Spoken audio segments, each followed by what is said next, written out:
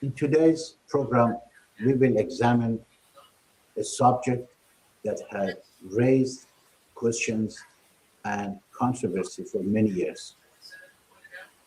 The participation of American politicians, former US government officials, and also retired general, military general at MEK, Mujahideen Khalq Organization, is the subject we are talking today.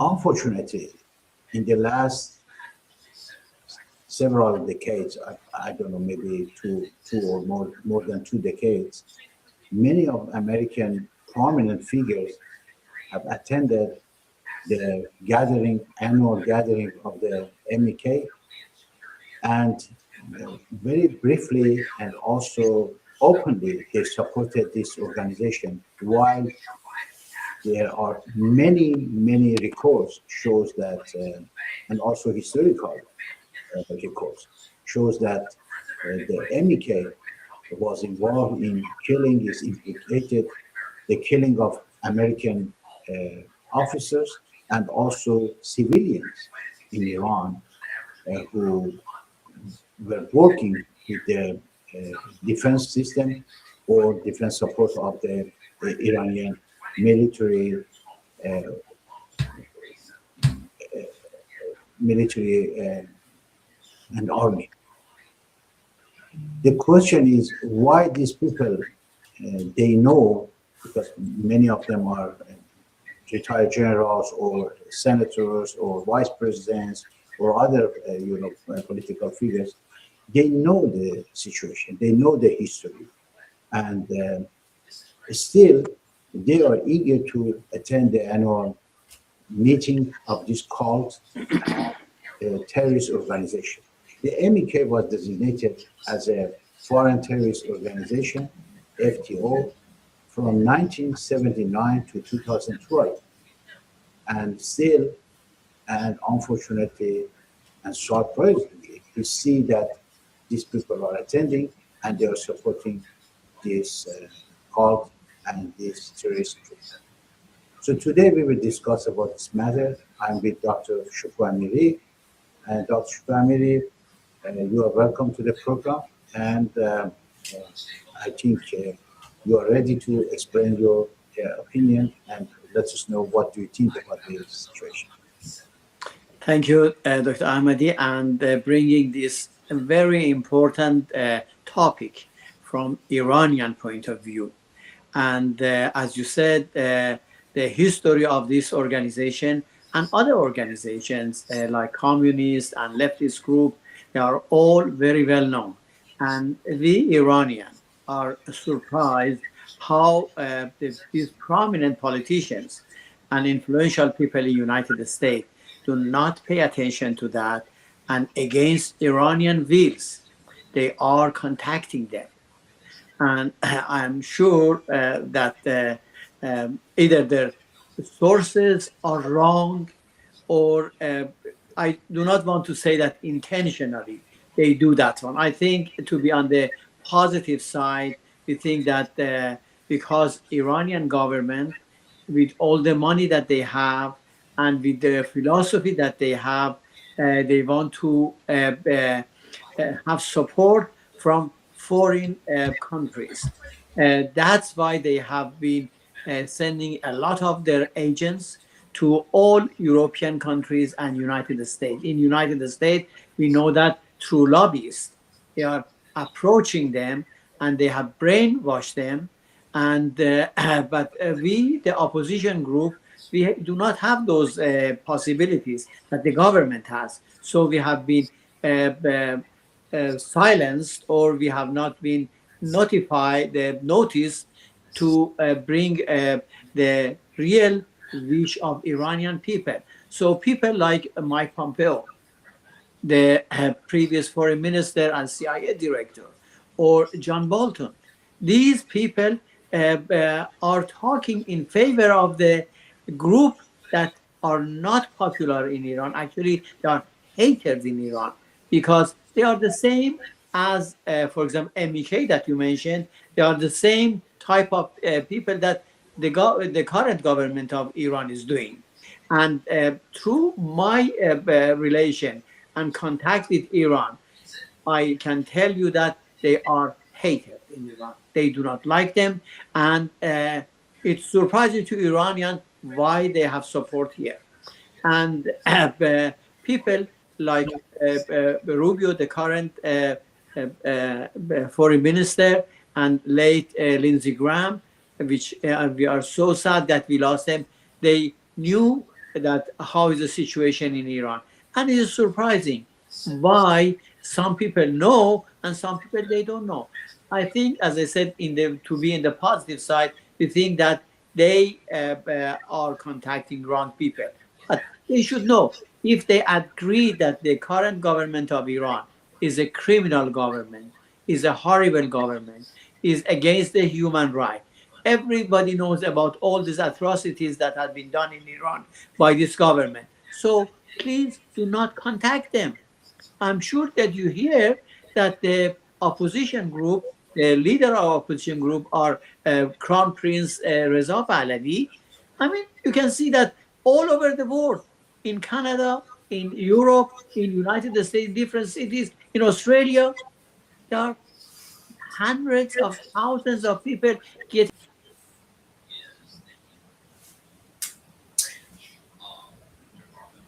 Somehow we lost your voice and your picture as well.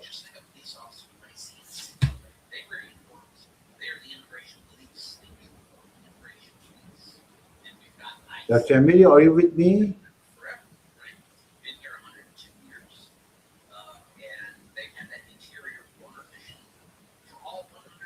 Anyhow, several factors explain that why high-profile U.S. Figures, they support them, and publicly they do that. So several reasons I can mention that it's encouraging these people. One is the significant financial incentives that the cult or MEK has a huge, financial resources and can pay the speakers lots of money, lucrative rates like $20,000 to $50,000 to some of them, and that's a reason that these people like to attend for 15 minutes or half an hour speech, to get $20,000 to $50,000. Another reason is the Hello? political. Are you back?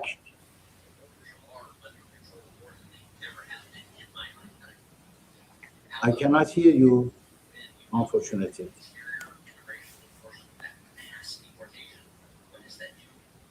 Anyhow, other reason is geopolitical alignment, with the West against the Islamic Republic, because most of these people who are attending the events of this cult, they are against Islamic Republic in Iran. So Mujahideen or MEK, they try to show that they are fighting with the regime, and that's why many of these American people that think that they are a group of opposition, that they have armed wing as well, and that they are well organized and they have money, and they are a good replacement for the regime. And also intelligence contribution.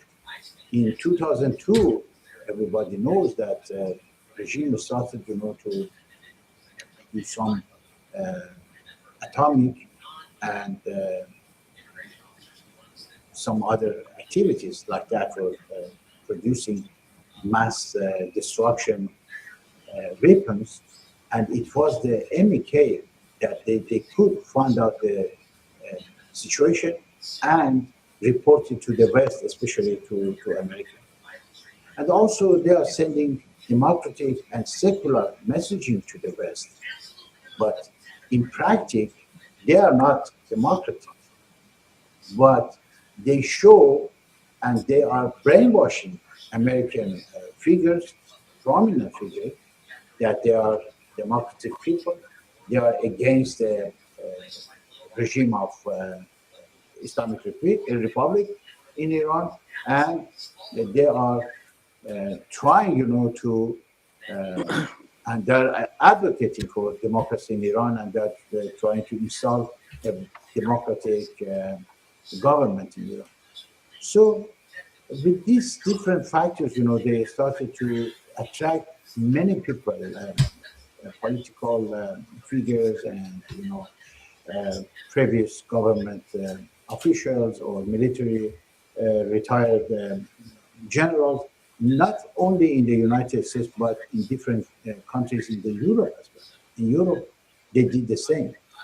So, but as Dr. Amiri mentioned, these people are trying, to spend lots of money to attract speakers from all over the world, and to do some propaganda for themselves. But in Iran, they have no base. And the Iranian people, I can say, they hate them. And even most of the time, when they compare MK with the regime, they prefer the regime to them. So they have no base in Iran, and they have no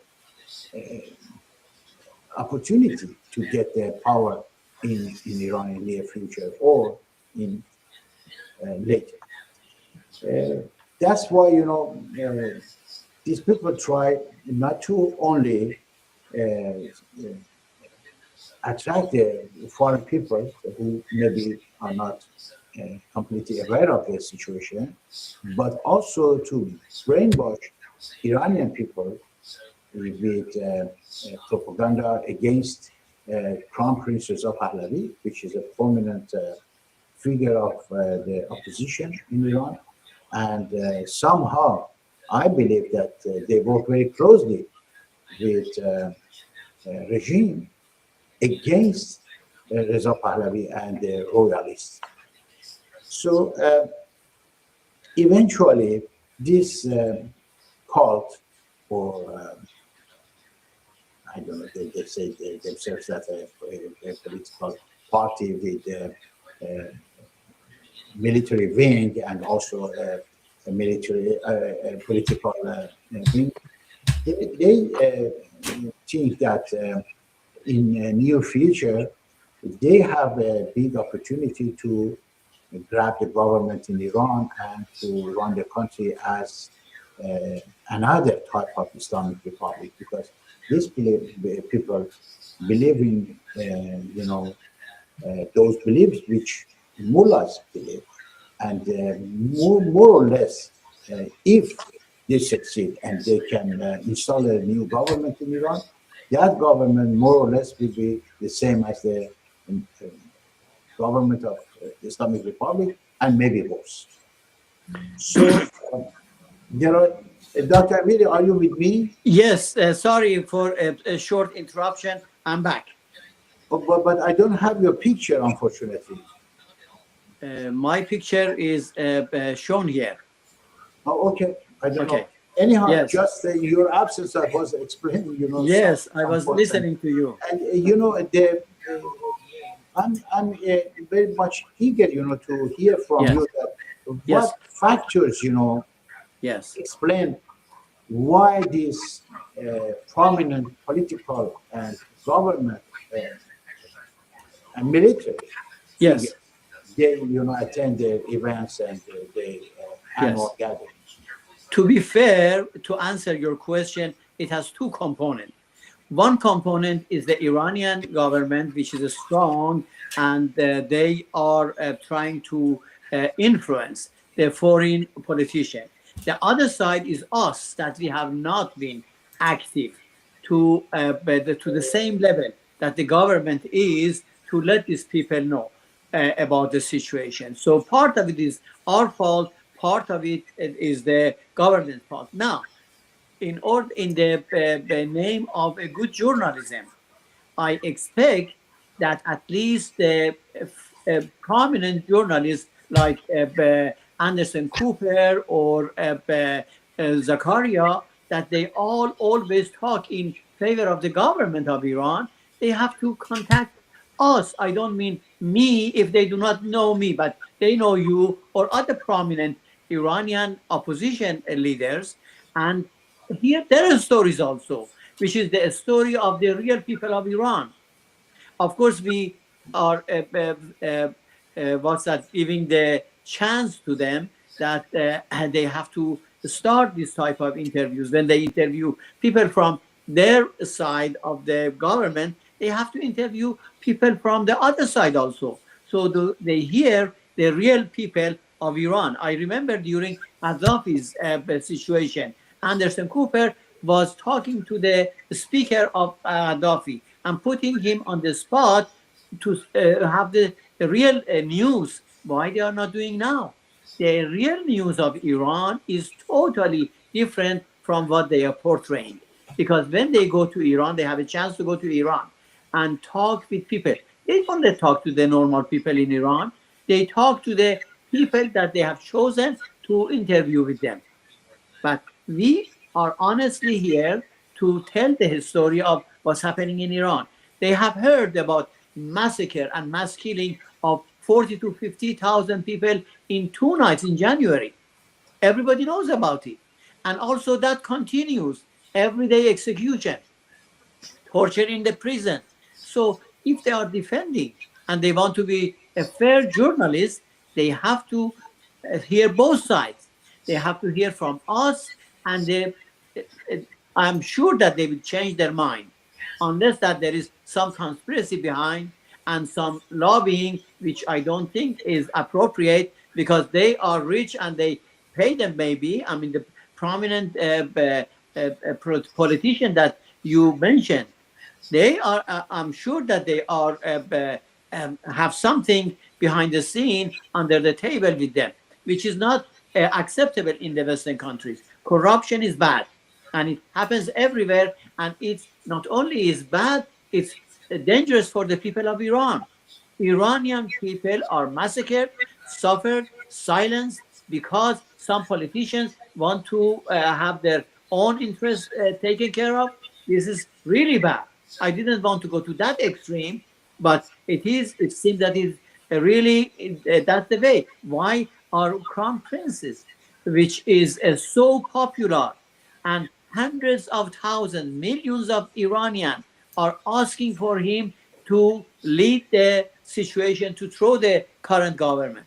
Why they are not talking about that one? If we get more view from these situations, of course people of United States and Europe will be more aware of the situation. I'm sure that some people know about the situation, but many people do not know. How they will know? Through the media.